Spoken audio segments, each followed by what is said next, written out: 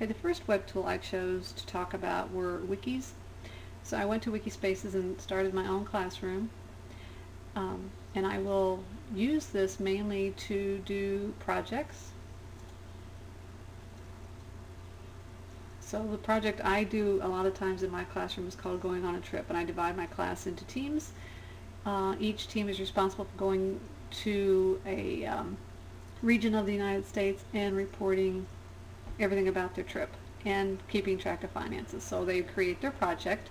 I can also talk about discussions so that we can talk about their trip as they go through it. So I can post something on wikis and we can talk about it, post it, discuss things. I can keep an eye on all the groups at the same time. I can also use a calendar to post certain events. So if I want a rough draft due on a certain day, I can type it here, post it, and then everyone has that information. Parents can see it, we can see it. Some of the challenges with using wikis, of course, is that not all students are connected at home. Our system at school right now that we have in place probably cannot handle all students using this technology at the same time.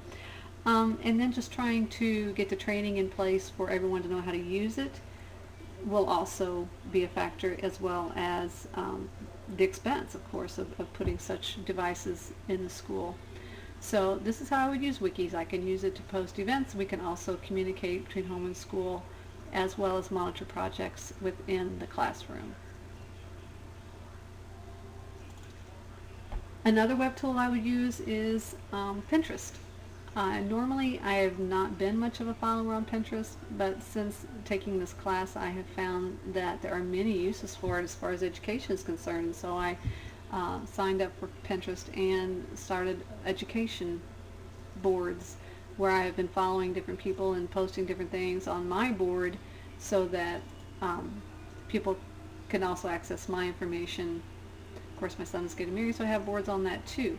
But all these education boards allow me to find new resources for teaching, new craft ideas, language arts things, and if I want to find more things, I simply go to education or training or whatever I'm interested in at the time. Some of the challenges for Pinterest would be that you could get lost on this, and sometimes it's easy to be distracted.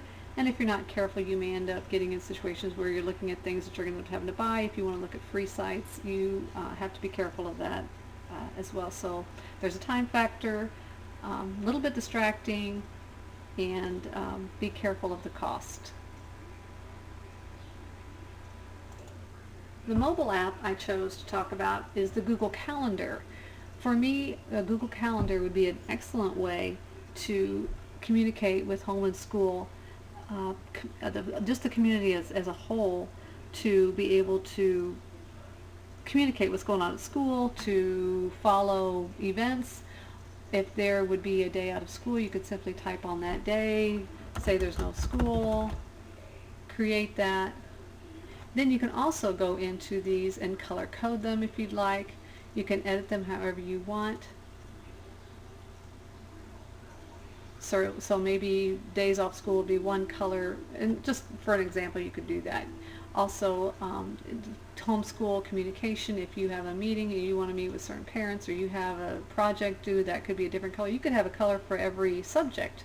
So that would just be another use for the calendar. You can go by day so that each student could have their school schedule in here. You can go by month.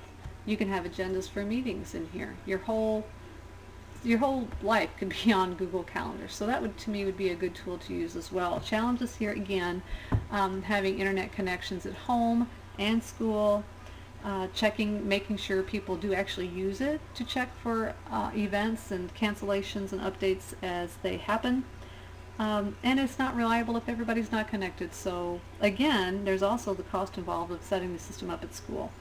But to be accessible anywhere, anytime, to know what's going on is a big plus, I think, so that there's always that open door between home and school, which is definitely a benefit.